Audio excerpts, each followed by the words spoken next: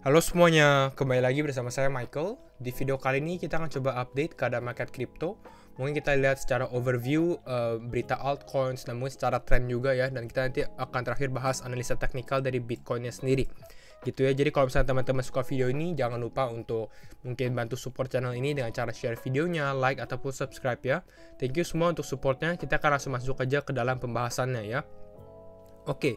Untuk Bitcoin kita lihat dia mengalami sedikit kenaikan. Untuk hari ini kita naik sekitar 3,1% ya, jadi cukup lumayan. Bitcoin naik sekitar 2,4%. Kita bisa lihat ini di sekitar level 37.900-an dolar sampai 38 ribuan gitu ya. Lalu yang ada cukup mengalami penguatan yang saya perhatikan juga tuh sebenarnya Ethereum. Kita bisa lihat Ethereum ini mengalami penguatan cukup signifikan sekali ya.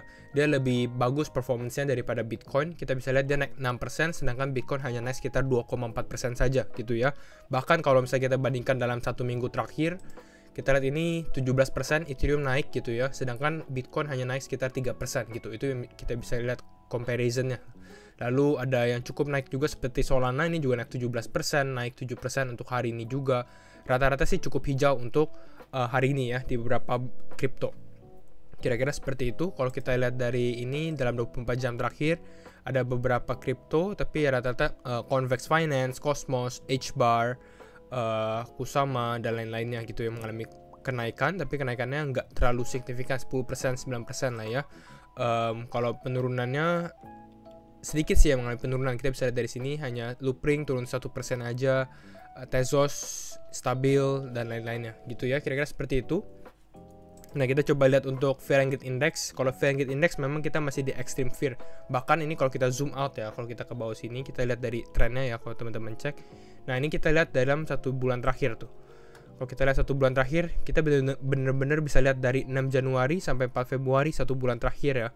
Ini kita tuh di stabil di area fear terus ya, nggak naik ke greed, nggak naik ke level 50 dan lain-lainnya gitu ya. Tapi kalau kita lihat dari 3 bulan terakhir ini kita sedikit ada sempat ke level greed, bahkan sempat masih ada level extreme greed gitu ya.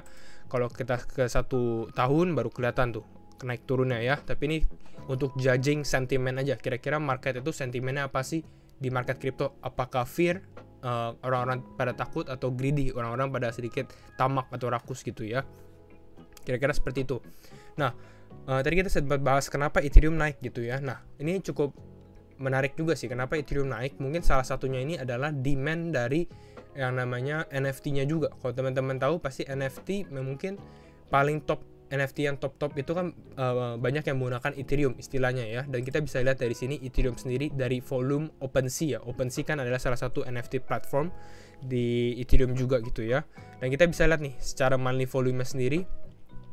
Tuh. Kita lihat dari bulan mana nih? Dari 2021 akhir, bulan Juli, Agustus, September ini sedikit mengalami penurunan. Tapi ini pada saat di bulan Januari nih, persis di bulan Januari ini volumenya langsung tinggi banget, spike up-nya tinggi banget sampai sekitar berapa nih? Hampir 5 miliar, 5 billion secara volume aja. Gitu ya. Ini kalau dari daily bisa kita perhatikan. Lalu kalau kita lihat dari NFT monthly NFT-nya sendiri bisa kita lihat nih, ini berapa banyak jumlah NFT.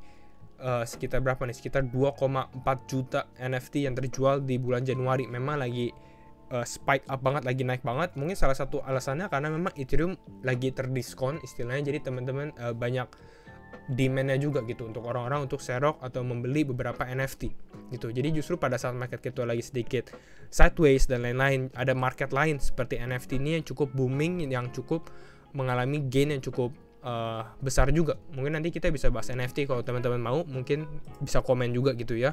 Dan memang kita bisa lihat dari sini juga dari Ultrasound Money di mana burn leaderboardnya ini dikuasai oleh OpenSea. Berarti artinya banyak sekali transaksi dari NFT platform sendiri gitu ya. Ini OpenSea sendiri kalau teman-teman belum familiar, ini adalah platform NFT untuk jual beli NFT di jaringan Ethereum, Matic, Polygon ataupun Clayton kalau nggak salah ya. Jadi kira-kira itu untuk OpenSea dan lain-lainnya. Nah, kita ada satu update lagi untuk berita altcoins gitu ya yang cukup menarik. Ini adalah Tezos. Kalau teman-teman familiar dengan Tezos, Tezos scores $27 million deal with Manchester United gitu, salah satu klub sepak bola ternama juga gitu ya. Bukan hanya Tezos, Baby Doge juga gitu ya. Baby Doge ini dengan Hoffenheim, salah satu juga klub sepak bola di Bundesliga atau di Liga Jerman lah. Kira-kira seperti itu. Ini kalau kita lihat baca announcement-nya, Tezos ini partner dengan Manchester United untuk apa? Untuk training kitnya gitu ya. Tapi ini belum di-announce sih. Mau di-announce tapi belum di-announce. Kira-kira seperti itu.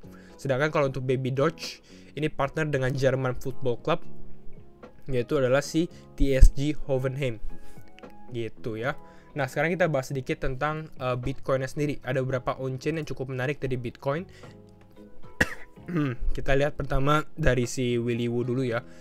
Dia bilang, I guess Bitcoin is in demand lately. Maksudnya artinya Bitcoin ini lagi ada demand-nya, berarti ada yang mau beli lagi gitu. Kenapa? Karena dia lihat dari exchange net flows-nya sendiri, dimana sekarang exchange net flows-nya ini sudah kembali ke outflows, keluar dari exchange besar gitu ya. Jadi ini cukup menarik, berarti sudah mulai ada demand lagi.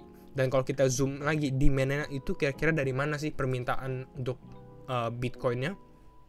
Itu dari sini. Dia bilang probably institutional money. Jadi mungkin dari institusi-institusi besar. Kenapa? Karena kita bisa lihat ini untuk coins moving to and from whale holders. Jadi dari yang wallet besar gitu ya, yang punya 1000 Bitcoin lebih, mereka ini sudah mulai buying lagi. Dan kita memang sudah tahu dari beberapa grafik yang sempat kita bahas juga gitu ya, dimana dari si Will Clemente, dimana sebelumnya dari bulan September, bulan Oktober 2021 ini whale udah istilahnya sudah keluar dari market, dari Bitcoin. Bukan keluar juga sih sebenarnya, mereka nggak beli tapi mereka nggak jual, karena kita lihat juga penurunan mereka tuh hanya sedikit sekali, tapi mereka nggak melakukan action gitu ya.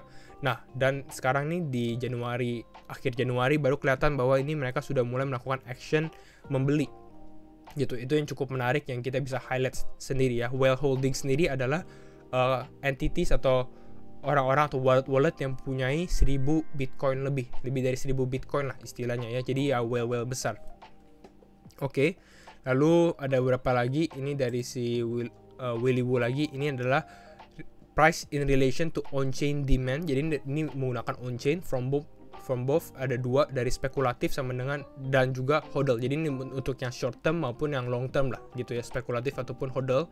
Ini ada beberapa tanggal. Yang tanggal yang disebut adalah di Oktober 2020, waktu COVID crash. Lalu dia juga ada bahas di Januari 2015 dan Februari 2012 gitu ya. Dan ini si Will Clemente provide dia punya datanya sendiri, di mana dia sendiri bilang bahwa Bitcoin is currently the fourth most oversold. Jadi kalau oversold mungkin ya bisa dibilang mungkin bottomnya udah deket lah, udah near the bottom, istilah seperti itu ya. Karena kita bisa lihat ini dari tanggal-tanggalnya aja nih.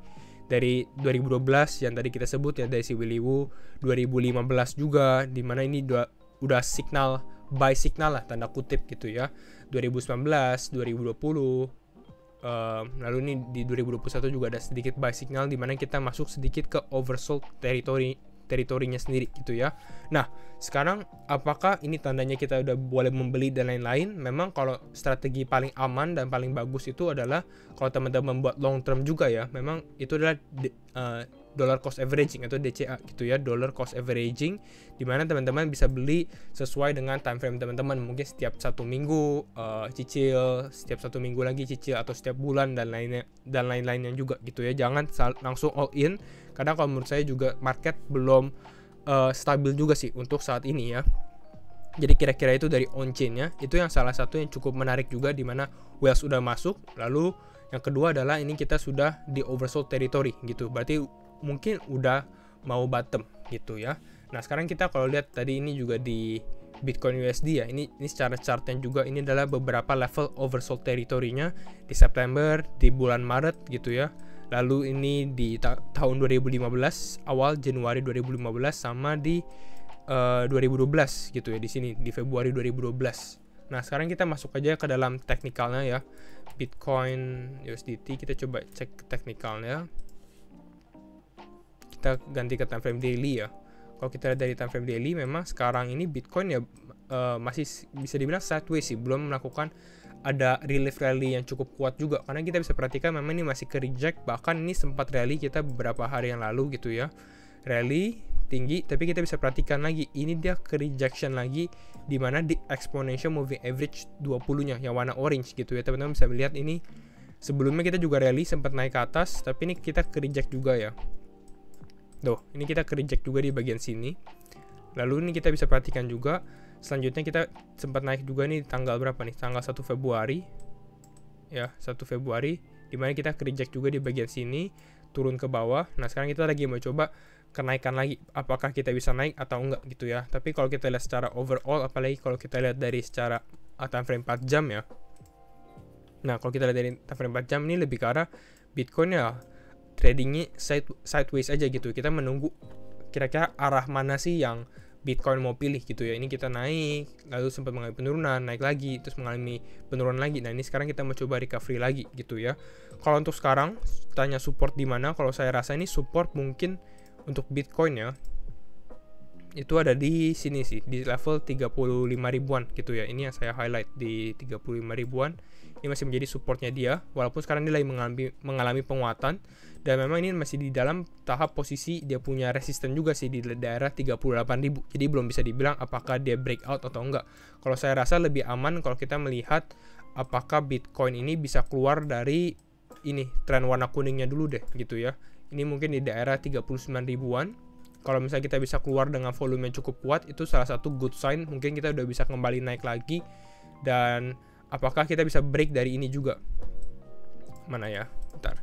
Yaitu di level sini, sekitar level 40.500-an. Karena 40.000 kan juga bisa dibilang angka psikologis juga gitu ya, 40.000 dolar. Tapi yang good sign ya, kalau untuk sekarang, memang ini Bitcoin ini makingnya higher low gitu. Jadi dia ada tren, udah mulai menunjukkan tren uptrendnya. Hopefully dia nggak kembali turun lagi ke bawah gitu. Hopefully ini supportnya tetap bertahan terus gitu ya. Karena ini kita sudah dalam 1 minggu ini mengalami penguatan cukup steady sih, cukup bisa bilang cukup teratur lah. Jadi hopefully kita bisa tes lagi kembali ke sini. Mana ya? Kembali ke sini, bahkan bisa breakout dari exponential moving average 20, bisa breakout yang garis kuning, baru kita bisa ke merah. Tapi kalau saya rasa memang untuk sentimen sekarang, kalau teman-teman tanya, banyak yang fearful sih, banyak yang bilang bahwa Bitcoin ini masih bisa turun lagi ke bawah, dan memang skenario ini Bitcoin turun lagi ke bawah ini bukan skenario yang tidak mungkin terjadi. Ini juga masih ada possibility di mana mungkin Bitcoin mengalami penguatan sedikit, ternyata dia nggak kuat, lalu dia mengalami penurunan cukup dalam gitu, bahkan bisa tes ke bawah 30.000 atau level supportnya yang kuat ini ya, yang di bawah sini. Apakah bisa? Mungkin bisa, tapi banyak sekali ekspektasi kita mungkin bakal ke bawah 30.000, 29 ribuan gitu ya. Dan biasanya kalau misalnya banyak yang expect di sini, hal itu mungkin bisa nggak terjadi gitu. Tapi ya kembali lagi, ini analisa saya, teman-teman harus disclaimer on juga gitu ya, and do your own research. Kira-kira itu sih point of view saya untuk Bitcoin. Nanti mungkin kita update lagi di next video. Jadi kalau misalnya teman-teman suka video ini, jangan lupa untuk share videonya. And thank you for watching. Like videonya, and see you in the next video. Bye bye.